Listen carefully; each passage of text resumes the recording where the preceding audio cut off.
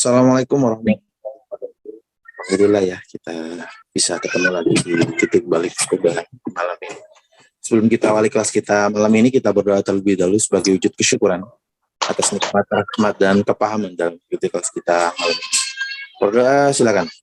A'udzubillahi minasyaitonirrajim. Bismillahirrahmanirrahim. Rabbi zidna ilma warzuqna fahma birahmatika ya arhamar rahimin. Amin. Monggo Kang. Ini sudah di kantor atau di Jogja Mas ya? Ini masih di Jogja. Oke. Tapi pun mau ikut. Oke, monggo. Oke. Ini nanti besok insya Allah baru ke kantor ini ziarah-ziarah dulu. Oke, bismillahirrahmanirrahim. Assalamualaikum warahmatullahi wabarakatuh. Selamat malam ya. Kita lanjutin program kita. Titik balik perubahan ya. Jadi malam ini kita masih akan melanjutkan pembacaan ya. Pembacaan Dissolving Ego. buku Dissolving Ego yang bukunya Jolali. Segera punya. Ini kayaknya pembacaan yang kedua ya Kang ya. Dissolving Ego yang udah dia. Yang di web 1 ini yang ya. Jadi oke, kita lanjut. Membatasi pikiran pada apa yang terbukti diketahui sama dengan mengurangi ukuran pikiran dan mempengaruhi agar ia menjadi pelayan, bukannya menjadi majikan. Jadi pikiran itu memang bagus. Tapi dia jangan dijadikan sebagai sumber rasa kesayaan. Jadi rasa kesayaannya itu jangan disebatkan pada pikiran. Karena memang ya rasa kesayaan itu tidak berasal dari pikiran, bukan bersumber dari pikiran. Jadi jelaslah sudah bahwa pikiran sebenarnya berurusan dengan dugaan, husnudon. Dia melakukan dugaan. Berurusan dengan penampilan. Berurusan dengan peristiwa yang dilihat. Berurusan dengan kesimpulan yang tidak dapat dibuktikan. Dan aktivitas mental yang keliru dianggap sebagai kenyataan. Jadi pikiran itu tidak mengalami kenyataan. Yang mengalami kenyataan itu ya rasa kesayaan. Jadi rasa kesayaan itu bukan produk dari pikiran gitu. Rasa kesayaan itulah yang mengalami kenyataan, bukan pikiran.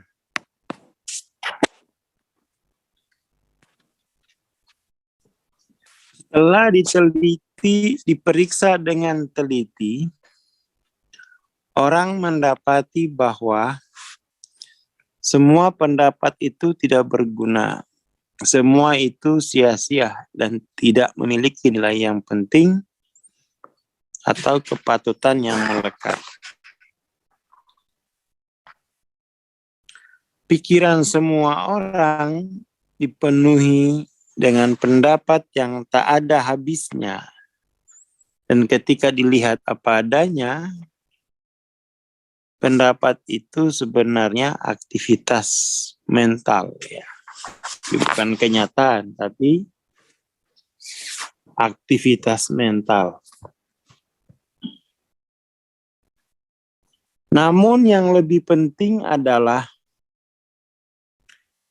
pendapat berasal dan memperkuat posisionalitas. Dan posisionalitas inilah yang membawa penderitaan menjadi tidak ada akhirnya.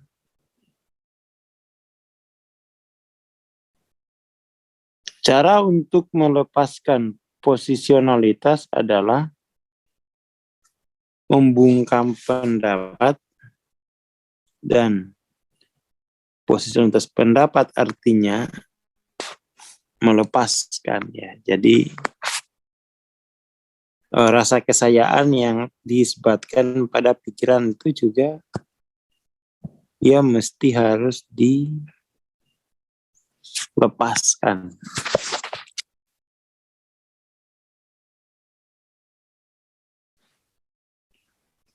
Nah, jadi dasar kelanjutan ego dan kapasitas untuk mendominasi adalah klaimnya atas authorship, ya. Jadi klaimnya bahwa rasa kesayaan itu bersumber dari pikiran, rasa kesayaan itu bersumber dari tubuh. Dan itu memang ya pengalaman yang bersifat subjektif, ya. Jadi pada level-level kesadaran bawah, rasa kesayaan diklaim berasal dari tubuh. Jadi rasa kesayaan diklaim bersumber dari pikiran. Nah, ini namanya ego. Ya. Aku pikir sangat cepat dalam jadi kesimpulan bahwa rasa kesayaan itu dari pikiran, rasa kesayaan itu dari tubuh. Itu pengalaman yang sangat cepat.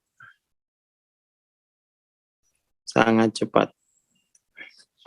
Dan ini termasuk pengalaman yang sulit dideteksi. Kecuali dengan fokus perhatian yang intens selama meditasi, ya. Jadi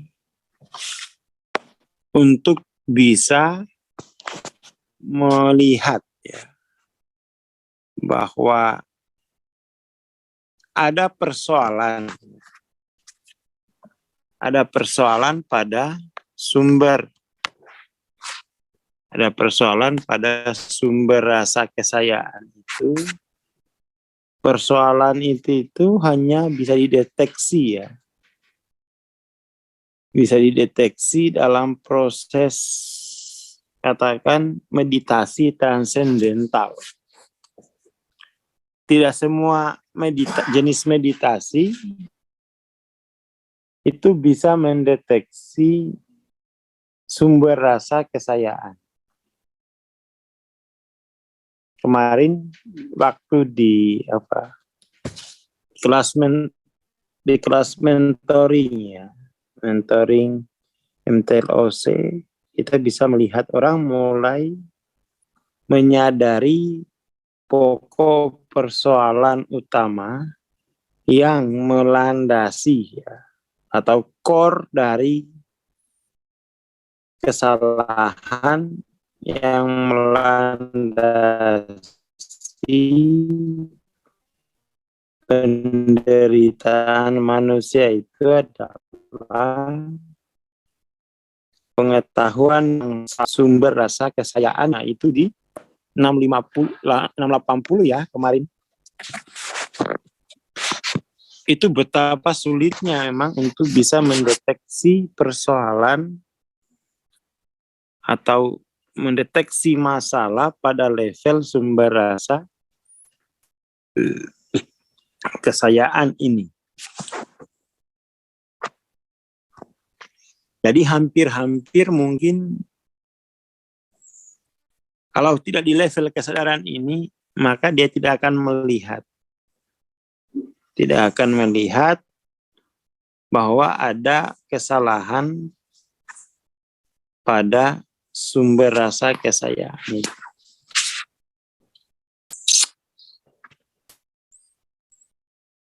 Waktu yang berjalan di antara peristiwa yang dirasakan secara internal. Jadi ini persoalan internal ya, mengenai sumber rasa kesayaan. Dan klaim ego terhadap sebagai sumber rasa kesayaan. Dan klaim ego mengenai sumber rasa kesayaan.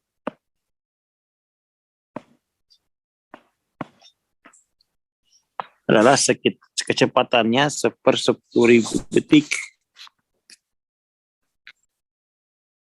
Ketika kesenjangan ini bisa ditemukan, ya, ketika kesenjangan ini bisa ditemukan, artinya ada kemawasan yang sangat tajam. Sehingga kemudian orang itu bisa melihat persoalan pada sumber rasa kesayaan yang keliru. Dan keliru dalam pengertian salah. Tapi ada pengetahuan mengenai sumber rasa kesayaan itu yang terbatas ya. Jadi sumber rasa kesayaannya itu kan senyatanya memang sumber rasa kesayaan itu kan Allah gitu. Karena rasa kesayaan setiap orang itu kan unik,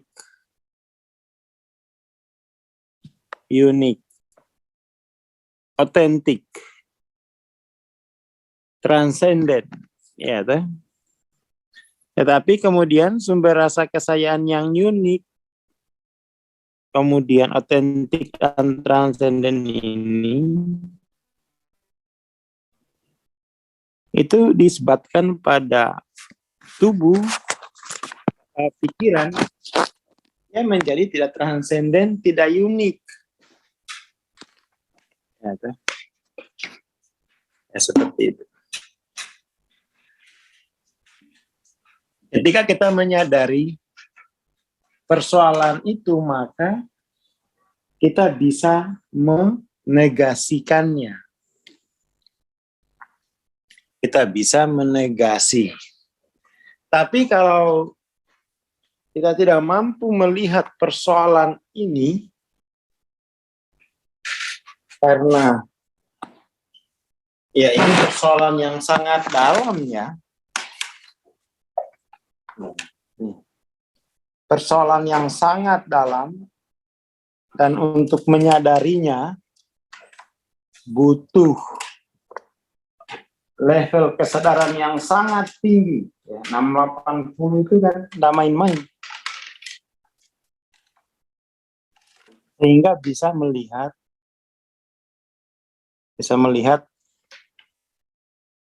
soal ini. Ketika bisa dilihat, ego itu bisa kehilangan dominasinya. Ketika kita bisa tahu bahwa telah terjadi kesalahan. Mungkin pertama ini sifatnya misidentifikasi. Ya. Kesalahan yang tidak disengaja. Jadi kesalahan karena ketidaktahuan. Ya kan? Lalu naik menjadi disidentifikasi. Kesalahan yang sudah dianggap benar Nah, itu menjadi jelas bahwa menjadi orang adalah saksi dari fenomena, bukan penyebab atau pelaku. Jadi rasa kesayaan adalah saksi dari rasa kesayaan yang aslinya kan rasa kesayaan ini transenden ya. Tetapi karena keliru, pengetahuannya kan yang keliru. Jadi kita kemudian mendapatkan pengetahuan yang keliru mengenai sumber rasa kesayaan kita ini. Sehingga kemudian itu kita melihat bahwa sumber rasa kesayaan itu disebabkan oleh adanya tubuh, disebabkan oleh adanya pikiran. Seperti itu. Maka diri diidentifikasi sebagai sesuatu yang disaksikan. Jadi ketika tubuh itu, rasa kesayaan itu diidentifikasikan pada yang sesungguhnya, dia kan transenden. Ketika transenden itu ya maka tubuh dan pikiran itu dialami sebagai sesuatu pengalaman di dalam rasa kesayaan itu. Tetapi kalau rasa kesayaan itu disebabkan pada tubuh dan pikiran, maka kemudian itu rasa kesayaan itu menjadi pengalaman yang tergantung pada tubuh. Jadi ruwet gitu ya. Statusnya jadi ruwet. Jadi ruwet. Singkat kata, bisa dikatakan bahwa ego adalah kumpulan posisionalitas. Jadi kalau rasa kesayaan kan disebabkan pada tubuh dan pikiran. Ini kan menjadi posisionalitas dalam ruang waktu kan. Menjadi posisionalitas dalam ruang waktu yang disatukan oleh keangkuhan dan ketakutan. Ego dilepaskan oleh kerendahan hati yang radikal, dan itu kesalahan mengenai pengisbatan itu harus segera di stop, harus segera diakhiri.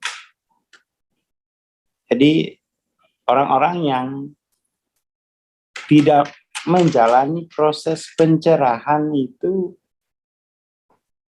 dia terus memperkuat gitu ya, terus memperkuat pengetahuan yang keliru mengenai sumber rasa kesayaannya. Hati-hati tuh. Saya kasih contoh ya. Tadi kebetulan di Jogja itu ada semacam kelas ya, semacam kelas. Kebetulan dekat bandara. Kita ngebahas soal apa sih aslinya, apa sih makna sesungguh dari rekontekstualisasi itu. Ingin tahu gitu. Terus bantu jelasin. Kebetulan tadi pakai model ini. Kan akhirnya kita tahu di alam tampak itu ada konten ABC. Misalnya dalam tampak itu ada utang 5 miliar. Ada utang 5 miliar.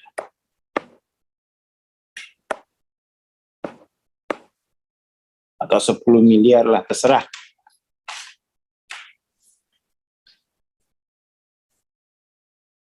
Kemudian orang kan melihat 5 miliar ini sebagai konten. Tetapi yang tidak disadari itu bahwa di balik 5 miliar ini kontennya kan 5 miliar. Di balik 5 miliar itu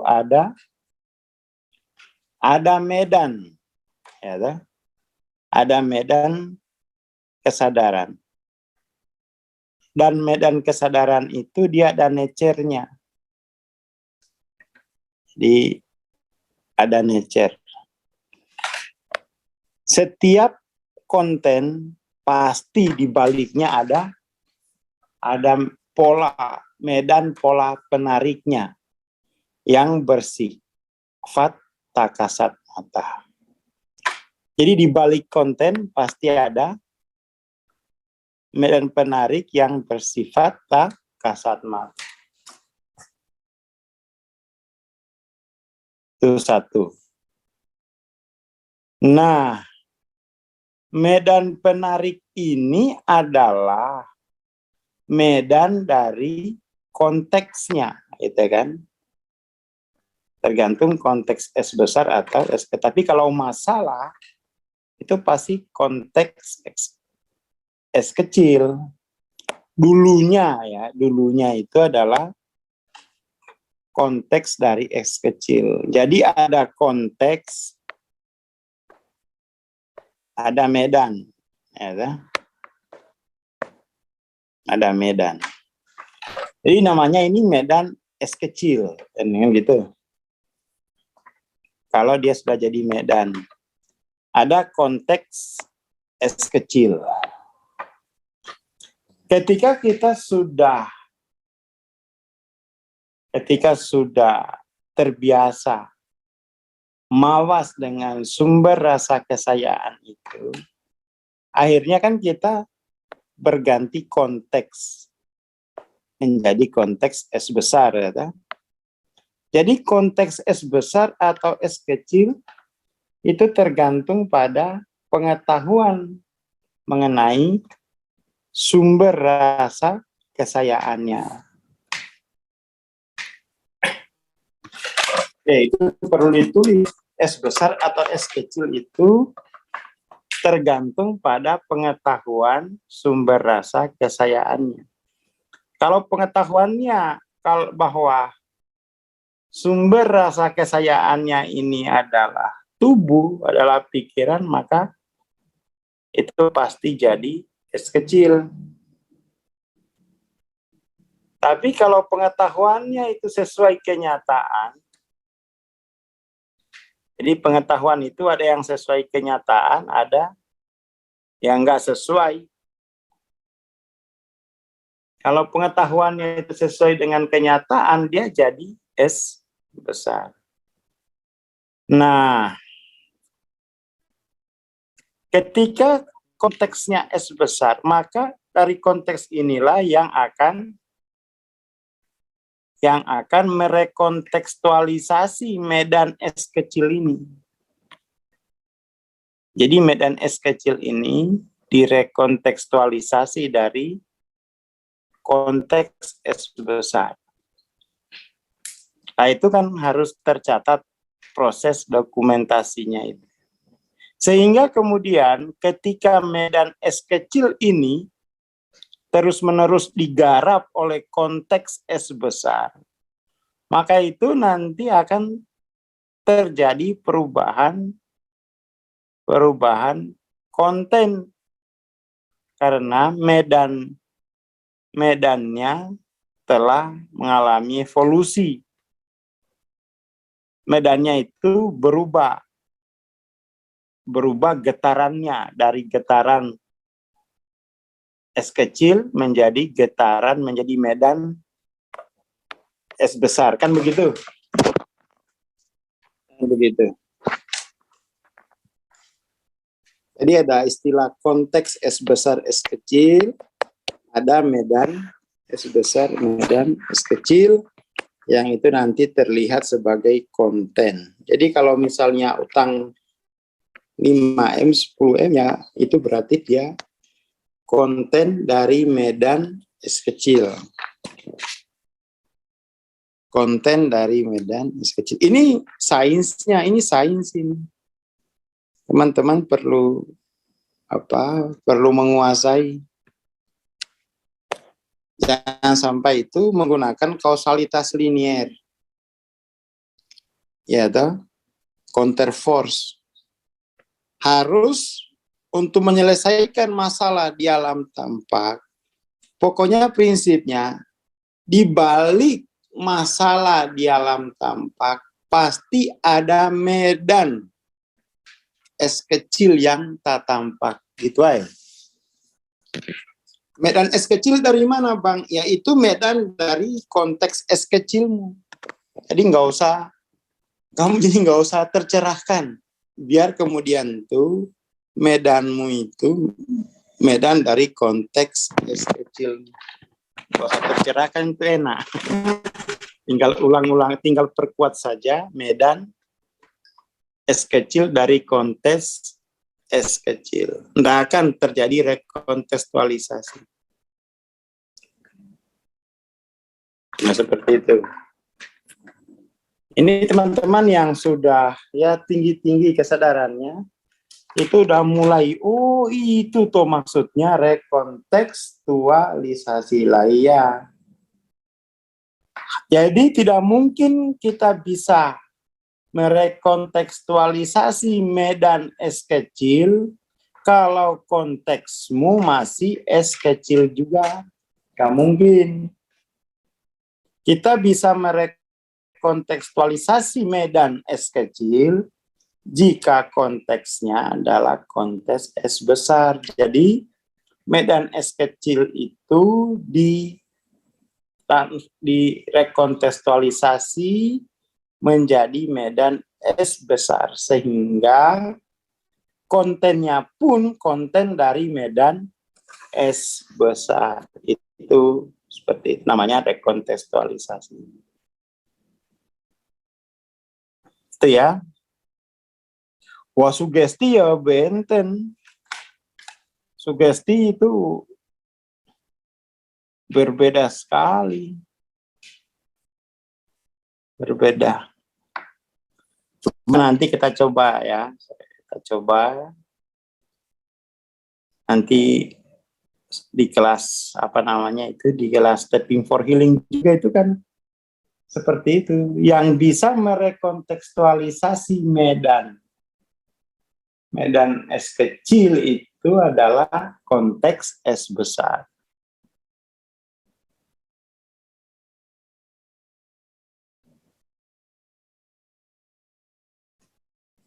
Ini ada pertanyaan, mengetahui sesuatu ke depan. Baik, itu mungkin ya. Itu ya lah. Sesuai fakta. Ya pencerahan apa itu ya, memang berarti kan benar. Pengetahuannya kan berarti benar gitu kan. Gitu aja, kalau itu statusnya mimpi berarti mimpinya benar.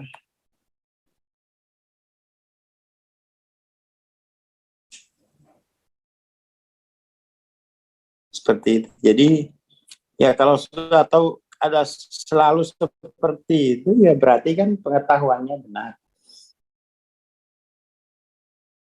Pengetahuannya benar. Itu sesuatu yang lain lah. Sesuatu yang lain dari yang sedang kita bahas. Seperti itu. Jadi direkontekstualisasi terus, katakan medannya itu sehingga kemudian itu menghasilkan menghasilkan perubahan pada kontennya dari minus 5M kemudian sampai itu kan proses rekontekstualisasinya tak terbatas kan, tak terbatas, terus menerus direkontekstualisasi seperti itu. Tapi kalau misalnya setelah 5M kamu berhenti merekontekstualisasi, ya wes, nanti berutang lagi, nanti kalau sudah berutang rekontekstualisasi lagi. Seperti itu. Ya kalau sugesti itu kan nggak pakai asas, ya ada, nggak pakai asas seperti ini. Kalau ini kan sains non-linear itu adalah kemampuan melakukan, pertama itu kemampuan membaca medan di balik konten, ya ada. Nah, medan ini kan dia punya nature. Medan S kecil itu punya nature. Punya nature. Nature ini yang direkontekstualisasi dari konteks S besar. Dan itu tidak sekali kan terus-menerus itu. Jadi kalau rekontekstualisasi sekali, belum selesai, lanjutin lagi. Terus menerus sampai selesai. Sampai selesai. Ya sugesti itu apa? Ya lain lah. Bukan rekontekstualisasi. Lah memang selama ini itu masyarakat itu ya taunya kemampuan jiwa itu ya sugesti. Iya kan? Sugesti, yang disugesti itu kontennya. Bisa.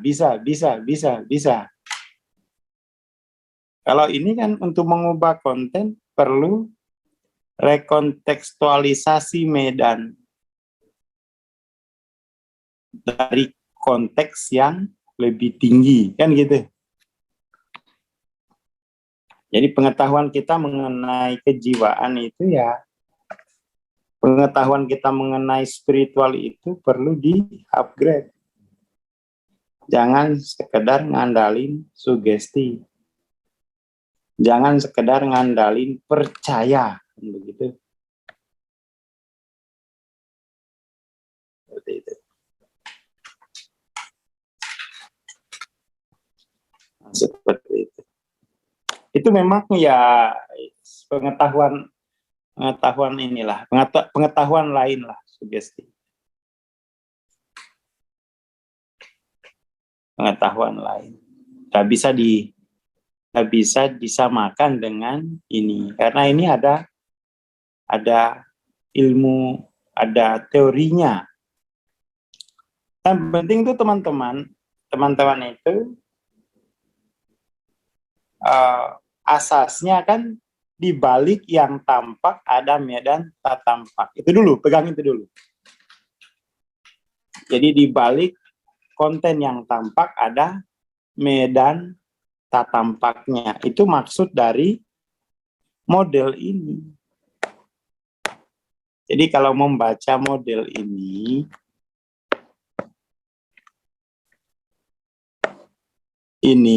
adalah medan tak tampak. Medan tak tampak dari konten ABC. Itulah.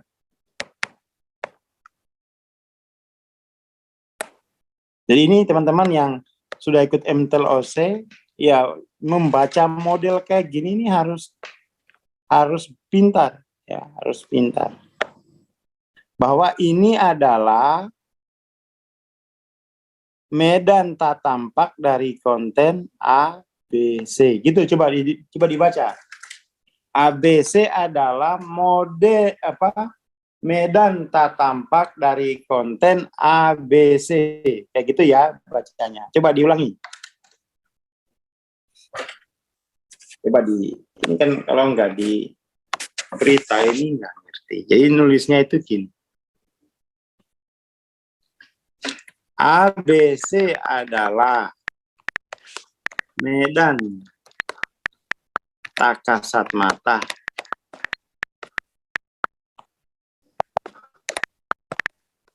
dari konten. Nah, konten A, B, itu. Makanya buku Power Force-nya dibaca. Kalau belum punya, nabung-nabung lagi. Ini loh, biar bisa baca model. ABC adalah medan tak kasat mata dari konten ABC yang kasat mata. Konten yang kasat mata ini bisa berupa kencing manis, bisa berupa kolesterol, bisa berupa kantong kering. Itu konten ABC-nya. Tetapi di balik konten ABC-nya itu ada medan ABC. Medan ABC inilah yang itu merupakan medan dari konteksnya. Nah, kalau teman-teman tidak memahami kausalitas nonlinear, wah, itulah yang kemudian tuh ndak pingin tercerahkan gitu. Ndak pingin tercerahkan karena nggak ngeh dengan model ini. Padahal buku Power Force sudah punya. Karena nggak bisa baca model, itu dikiranya biasa-biasa aja. Saya dulu tahun 2010-2009 baca ini aja itu langsung oh sialan, saya terus mengutuk, saya terus berjuang untuk mengubah konten ABC. Saya tidak ngerti bahwa di balik konten ABC ini ada medan ABC-nya. Langsung mudeng waktu itu. Wah, kalau kayak gini mah udahlah, selesai nih masa depan. Tinggal edit medan ABC-nya, nanti konten ABC-nya ikut berubah. Tapi karena teman-teman itu ndak baca model ini, makanya itu eman-eman ikut pencerahan. Orangnya 5,5 juta. Yang belum mengerti ilmu, belum mengerti model, belum mau hijrah dari model linier ke model non linier. Masih pinginnya begini modelnya. Jadi kalau ada utang dipasangin sama sertifikat tanah mertua, ya habis. Ya ada utang dipasangin sama kalung berliannya istri yang mangkel. Pingin ke KUA aja istrinya. Oh, dia yang utang kok. Yang diincer kalung kalung istri, yang diincer kalung gelang istri ya mangkal. Ya karena dia nggak ngerti baca model. Nggak ngerti baca model. Coba dipelajari coba dipelajari medan ABC dari konten ABC-nya. Itu yang dipelajari di komunitas mentoring kan itu. Walaupun tidak semua yang di kelas mentoring itu sudah ngeh kalau yang harus digarap itu medan ABC-nya. Ya, jangan berlian istri yang dijadikan sasaran untuk utang. Itu namanya counterforce. Ya, namanya seperti modelnya seperti ini.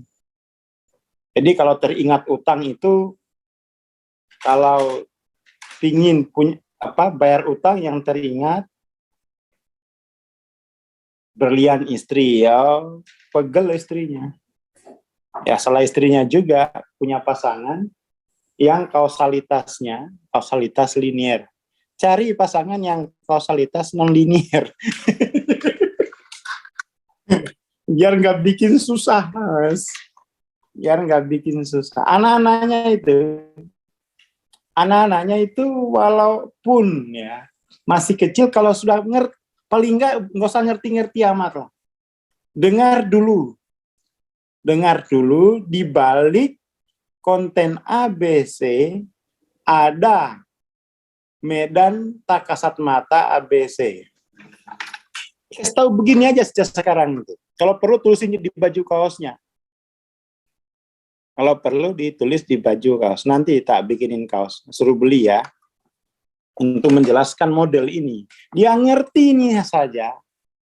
Itu dia akan jenius. Dia akan selalu mampu mencari mana ini medan tak kasat mata dari konten ABC yang kasat mata. Itu aja yang dia suruh hafalin satu dalil ini.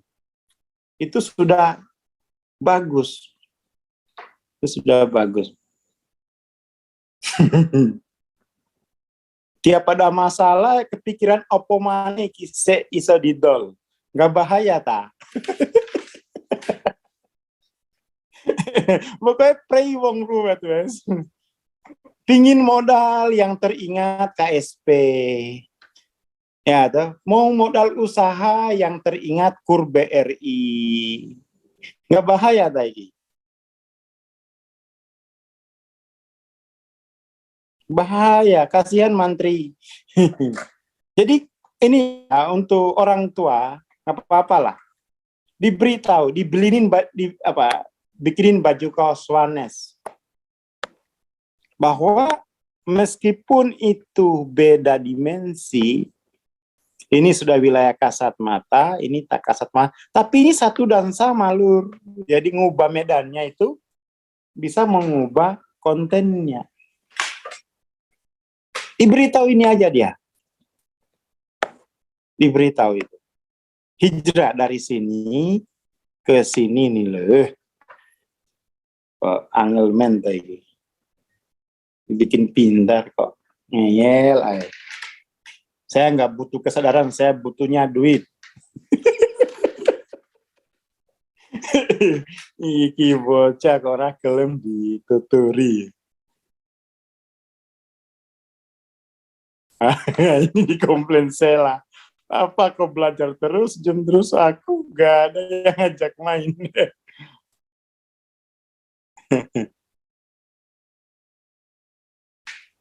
Nah ini loh kayak Bang Didi Marianto. Ini di buku apa ini? Di buku apa ini didapatnya nih? Semua yang aktual. Kayaknya di itu ya. Di buku Hidden Secret. Success Power Force juga ada. Itu loh, Power Force. Ayo beli lagi lah Power Force tuh. Mau beli ilmu, untuk ilmu aja kok kamu eman duitnya. Giliran buat hilang-hiling. Kok nggak eman, malah bilang sukses. Alhamdulillah, aku udah sukses jalan-jalan habis 50 juta. Giliran suruh memahami ini, nggak mau. Oke, itu ya, buku Power Force. Buku-buku ini ilmu loh, ilmu besar gitu. Ilmu besar. Bisa menerangkan ini aja loh di buku Power Force. Wah, canggih wes. Canggih. Tinggal dalami lagi mastering. Untuk mengubah medan S kecil ya kamu harus pakai konteks S besar. Itu harus mentoring nih, gue belajar untuk mengubah medan S kecil dari konteks S besar itu kamu harus koas. Harus koas. Kalau nggak koas, nggak ngerti. Baca buku Power Force toh, sampai Power Force-nya itu apa? Semua. Covernya itu rontok, nggak mudeng itu harus koas itu. Itu bagian harus koas. Harus koas. gas beli buku. Ya, kalau yang sudah beli buku, kalau beli buku itu, yang penting kamu model ini lah.